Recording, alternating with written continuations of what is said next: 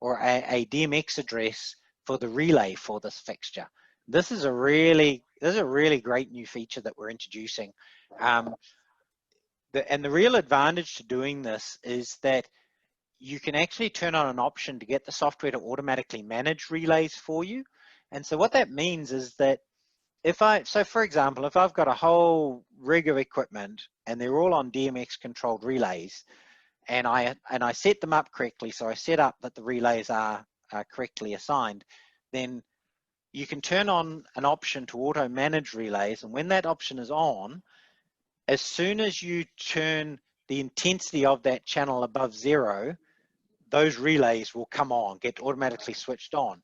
Then you can set a time period that says, if I do a blackout and I turn my rig off, then after say 10 minutes or 20 minutes, it will automatically turn off all the relays on all the equipment.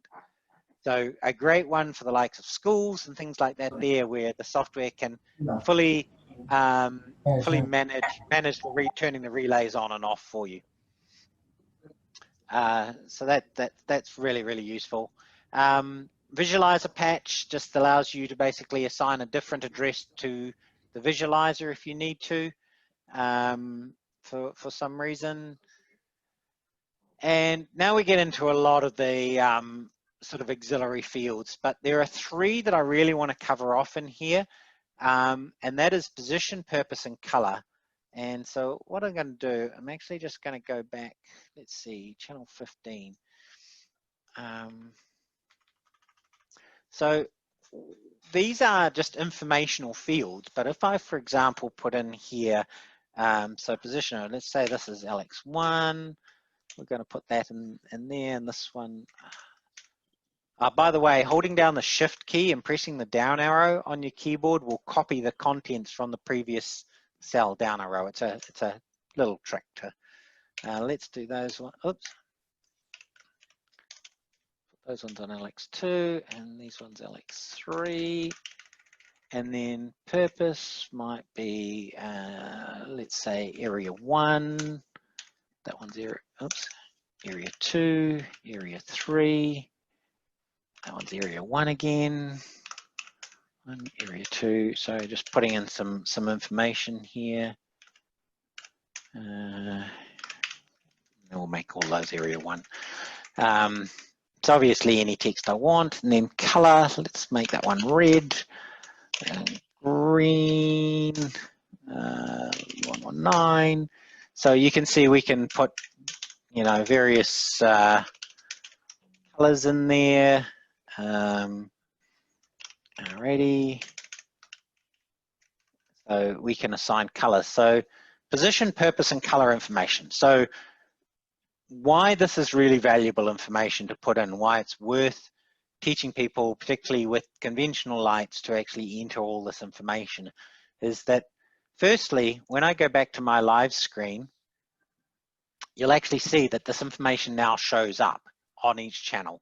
So I can very easily see what their fixture's purpose is, where their position, and what their color is assigned to them. But the other reason for doing that is that it actually creates almost like an automatic grouping system for you. So if I go to my select menu, and we'll come back and we'll cover this off again, you'll actually see that my position, purpose, and color information. Okay. Oh, sorry. Okay, I don't know. You'll see my position, purpose, and color information is kind of automatically been created there for me as groups. So I can say, grab me everything that is with R80 in there, or grab me everything on LX1, and now grab me everything that's red. So you can see how the sort of auto grouping in there is quite useful. So that's why populating those fields is valuable to do in the software. So obviously, if it's a moving light or a color changing fixture, the color information that I populate in this field won't show up, because it's going to show the color that's actually generated by the fixture, but you will still get position and purpose information appearing in there.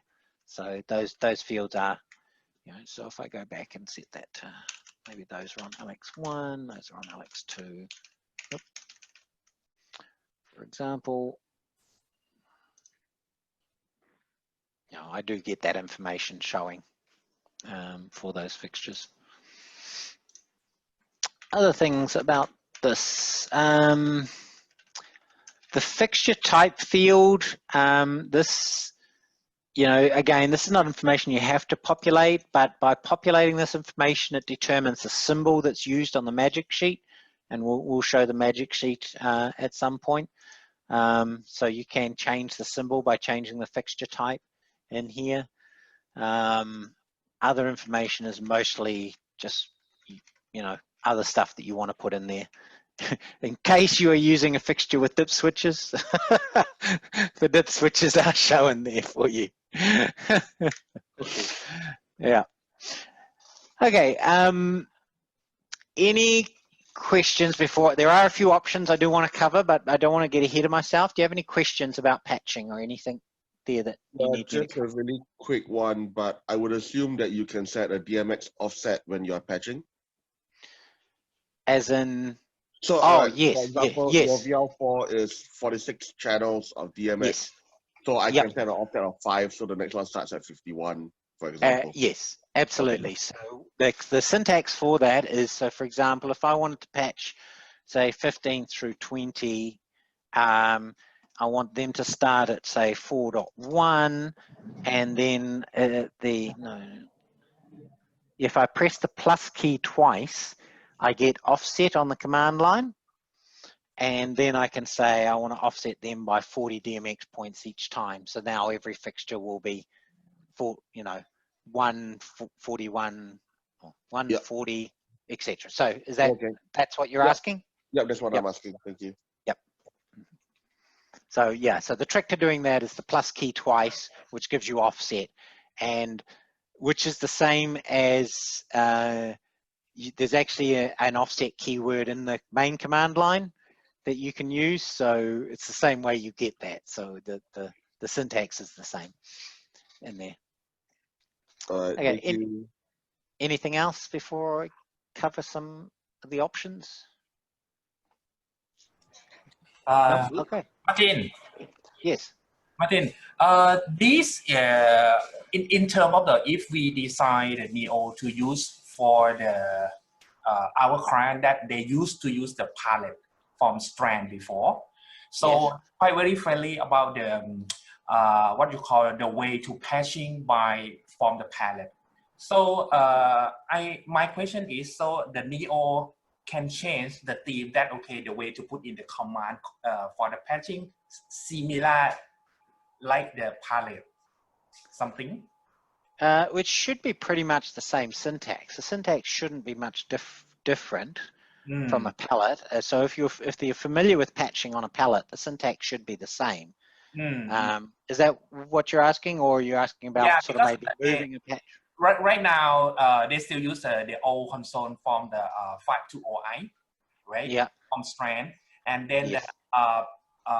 they plan to change the console, but my worry is that because they are old client and old people, and they use this is for 10 years or somewhere else, and then once we ask them to change a new one, but everything must change about the syntax that you put in the command for the patching, many things.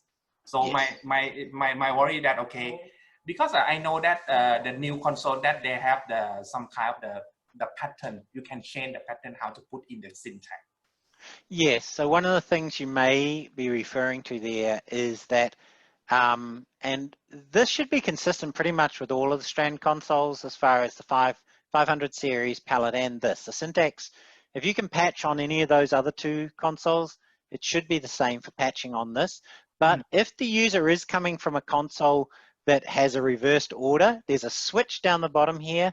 It currently says channel at output. If you switch that, it becomes output at channel. So if they're used to a console where they put in the DMX address first and then the channel, then they can switch that as well. So the default should be channel at output, but you can reverse it if you want to. Okay. Yeah. Cool. Okay, so some of the options just inside this patch screen here, and there is a multitude of them. Again, just because of time, we're just going to sort of cover a few of them. Insert moves all the channels down one if you need to put a channel into a gap and you don't and you haven't made a gap like we have there. Reset patch, what that will do is reset the patch back to 1-to-1. So channel 1 equals dimmer 1, and you can also do that by range. Set visualizer patch 1-to-1. So that is the that's sort of like the default state that Neo comes when you first start it up, or what we'd call the out-of-box experience. Now, I actually mentioned it at the start of this video, and I'm just going to jump in there now and just show you under system settings. I've got to find it myself. There we go. This one here, start new show with nothing patched. So when we sort of started the Neo project, we over the last sort of maybe 5 years, we've sort of gone through a real transitional period in lighting, in that we've, it was, if you went back 5 years ago, it would have been unthinkable for everyone to have an entire rig of moving lights and LEDs and things like that there. They would generally have some conventionals in the rig. And our original logic, or our original thinking, was that by starting the console up 1-to-1, it means that if they do have dimmers, they can start turning stuff on and things will happen. So it's like, if you start with a completely blank slate, they're like, oh, what do I do? I can't just start turning stuff on. So our philosophy has always been to have the out-of-box experience be this 1-to-1 patch, so that if nothing else fails, they can turn dimmers on and see something happen. It might not be right, but it's something. However, in the last few years, that's really changed a lot, and you see, particularly when it's like a complete install, like say a new theater or a new school or something like that there, if they're buying equipment, they're not actually necessarily buying conventional lights anymore. Dimmers, it's not totally out of the question to find a venue that doesn't have any dimmers, because everyone's, an LED fixture is pretty cost effective to put in, and they're probably going to have a few moving lights. And so that advantage of having 1-to-1 is kind of disappearing a little bit.